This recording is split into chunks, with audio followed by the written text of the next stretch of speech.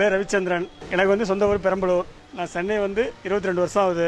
ஒரு 10 வருஷமாக வெளியில் ஹோட்டலில் கேட்டரிங்லாம் வேலை செஞ்சுட்டு இருந்தேன். இப்போ 2009 இந்த சின்னதாக ஒரு டிஃபன் கடை பாரதி டிஃபன் சென்டர்னு ஆரம்பித்தேன். தோசை மாமாங்கிற பேர் எப்படின்னா சார், நிறைய எனக்கு ஃபேமிலி கஸ்டமர் சாப்பிட வருவாங்க.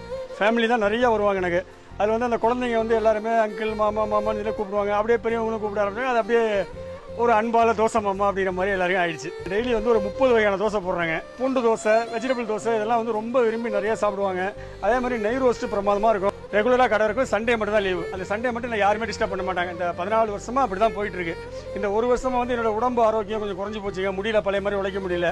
ஒரு நாள் விட்டு ஒரு நாள் தான் கடை போடுறேன். அந்த ஒரு நாள் இடையில லீவுன்னா ஏன் கடை போடல, கஸ்டமர் எல்லாம் விரும்பி கேட்பாங்கன்னு. என்னாச்சு உங்களுக்கு, ஏன் உடம்ப பார்த்துங்க, பொழப்பு முக்கியம் இல்லை, உடம்ப பார்த்துங்க, நீங்கள் இருக்கிற அன்றைக்கி எங்களுக்கு சொல்லுங்கள், நாங்கள் வந்து சாப்பிட்றோம், உடம்ப பார்த்துங்க. இது வந்து கஸ்டமர் சொல்கிற வார்த்தை. அது எனக்கு கொஞ்சம் மனசுக்கு ஆறுதலாக இருக்கும். இப்போ பாருங்கள், நேற்று கடை போடல, இன்றைக்கி போட்டிருக்கேன், நாளைக்கு இல்லை.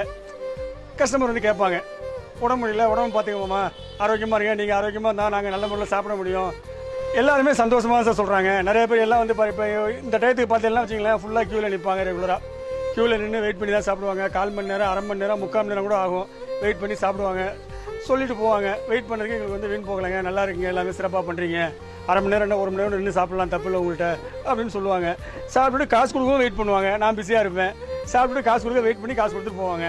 அது எனக்கு ஒரு சந்தோஷம். இது வந்து நல்ல பேரை என்றைக்கும் காப்பாற்றினா போகிறோம்.